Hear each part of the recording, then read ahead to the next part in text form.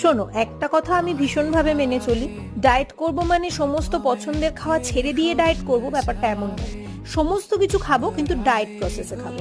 এই দেখো, চিলি চিকেনের একটা রেসিপি আমি তোমাদের সাথে শেয়ার করছি।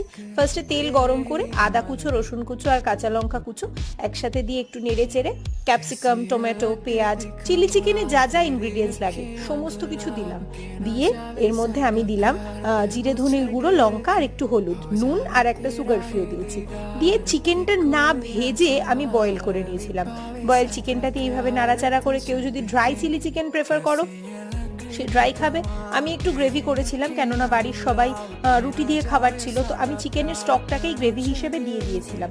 এবার রেডি হয়ে গেল আমাদের চিলি চিকেন। শরীরকে কষ্ট দিয়ে আর মনে খাবার ইচ্ছা রেখে তুমি যতই ডায়েট করো না কেন, সেই প্রসেসটা কিন্তু লং হয় না কখনো। আর ওজন কমিয়ে ফেলা সহজ, মেনটেন করাটা কিন্তু খুব টাফ। চলো খেয়ে দেখো।